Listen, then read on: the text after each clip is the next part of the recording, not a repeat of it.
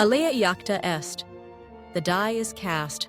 With these iconic words, a single man set in motion a series of events that would forever alter the course of world history. Julius Caesar, general, statesman, reformer, and ultimately the man who toppled a centuries-old republic, stands as one of the most influential figures in all of human civilization. His journey, from the blood-soaked fields of Gallia to the marbled halls of Rome's Senate, is a story of relentless ambition, legendary conquest, and tragic betrayal. This is not merely a tale of glory, but of intrigue, plots, and the high cost of power. Today, we follow the footsteps of Caesar, tracing the arc of his rise, his triumphs, and the fateful Ides of March that brought his end. In the year 58 BCE, Gaius Julius Caesar was 42 years old. By Roman standards, he was already a seasoned veteran of the political arena, having navigated the treacherous waters of the Republic with cunning and charm.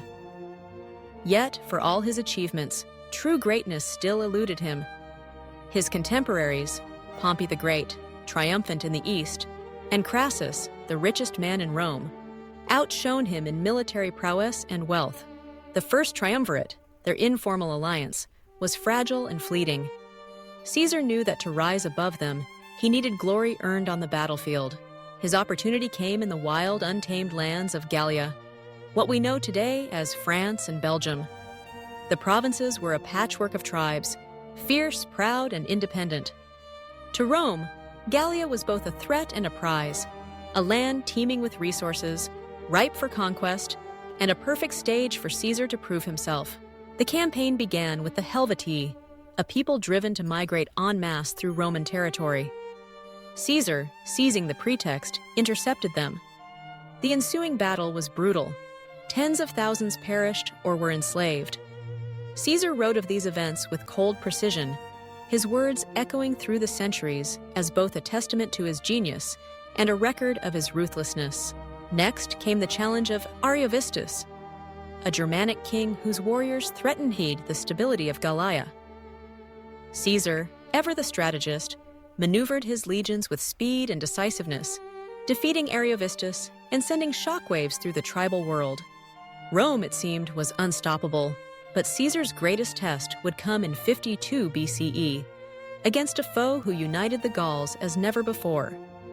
Vercingetorix, a name that would become legend, rallied tribe after tribe, forging a formidable coalition to resist Rome. The showdown came at Alesia, a fortress perched atop a hill, defended by thousands of warriors. There, Caesar displayed his military genius. He ordered the construction of two immense lines of fortifications, one to besiege the city and another to fend off any relief forces. The siege was a masterpiece of engineering and resolve. Starved, battered, but unbroken, Caesar's legions held their ground. When the Gaulish reinforcements arrived, the Romans repelled them in a desperate, bloody struggle. The fall of Alesia marked the end of organized resistance in Gallia. The numbers, as recorded by the historian Plutarch, are staggering.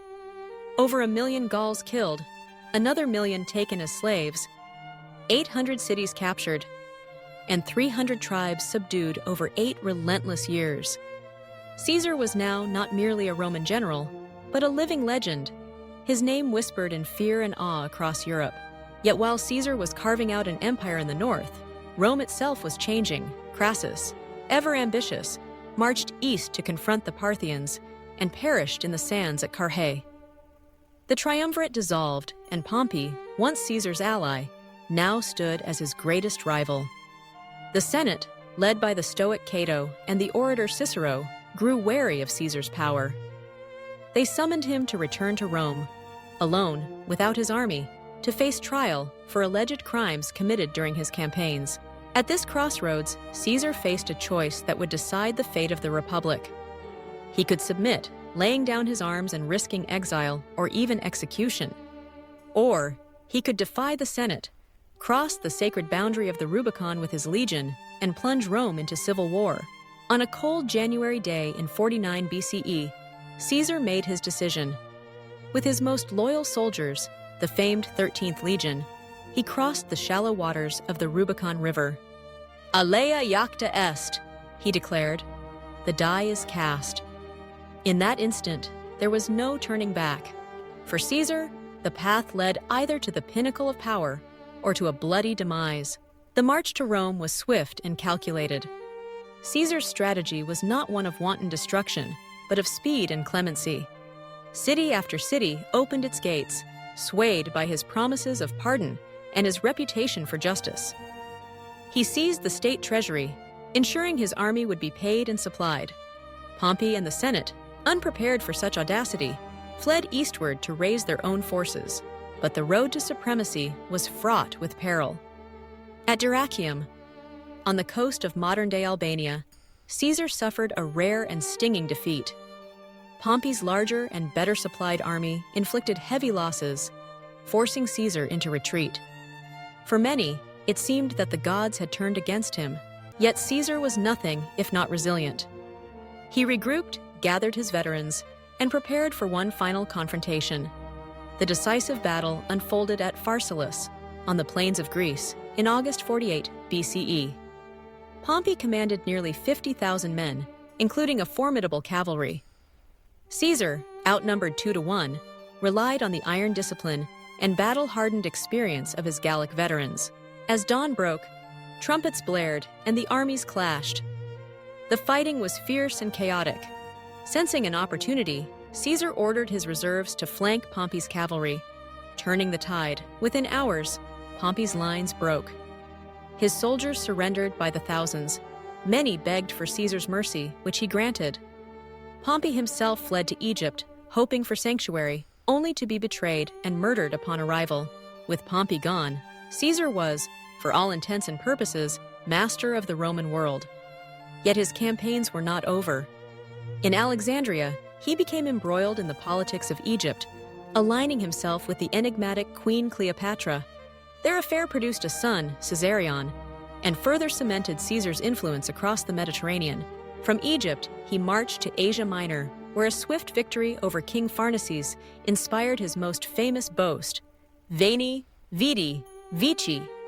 I came, I saw, I conquered. In Africa, he crushed the last resistance of Pompey's supporters at Thapsus, and in Spain at Munda, he destroyed the final remnants of his enemies. Now, there were none left to challenge him. Yet, as Caesar returned to Rome in triumph, he faced a new set of challenges, not from foreign armies, but from the very fabric of Roman society. The Republic, battered by years of civil war, was crumbling. Caesar, named dictator for life, set about the task of rebuilding. His reforms were sweeping and ambitious. He overhauled the Roman calendar, introducing the Julian system, a 365-day year with leap years, laying the foundation for the calendar we use today. He extended Roman citizenship to the peoples of Gallia and Hispania, uniting the empire as never before. Land was distributed to veterans and the poor, and grand public works, libraries, theaters, forums, rose to adorn the city. But with each new honor, each decree, Caesar drifted further from the ideals of the Republic. He accepted the title Dictator Perpetuo, allowed statues of himself to be erected alongside the gods, and wore the purple, a color reserved for royalty. To some, he was a visionary, to others, a tyrant.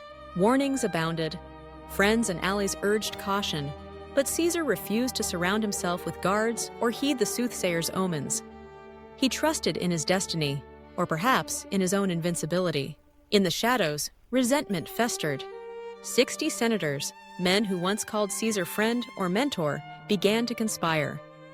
Among them was Marcus Junius Brutus, whom Caesar regarded as a son, and Gaius Cassius Longinus, a veteran of the civil wars. They called themselves the Liberators, convinced that only the death of Caesar could restore the Republic. The plot reached its climax on the Ides of March, March 15th, 44 BCE. On that day, as Caesar entered the theater of Pompey to attend a session of the Senate, he was surrounded. One by one, the conspirators struck, daggers flashing. Caesar fought back, but when he saw Brutus among his attackers, he is said to have uttered, "It too, Brute? You too, my child?" With 23 wounds, the great conqueror fell at the base of Pompey's statue. his old rival, and now, in death, his companion. The aftermath was chaos.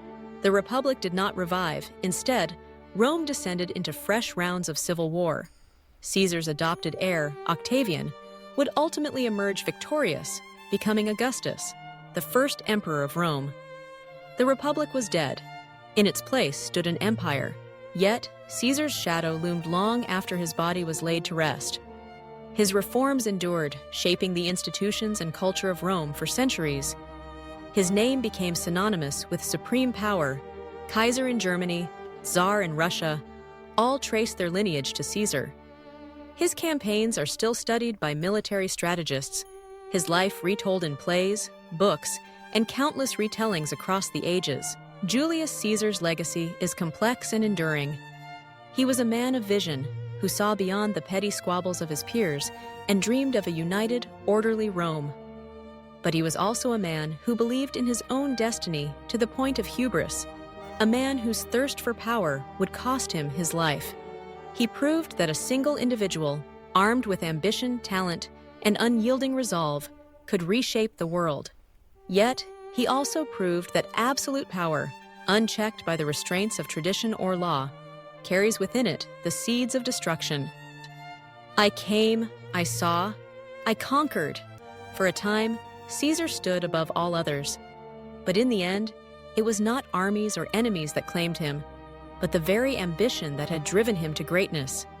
His death marked not just the end of a man, but the birth of a new era, one that would see Rome rise to even greater heights, and then, centuries later, fall. Such is the paradox of Julius Caesar. In life, he was the master of the world. In death, he became its legend. His story remains a testament to the enduring power of human will and a cautionary tale about the price of unbridled ambition. The die was cast, and the world was forever changed.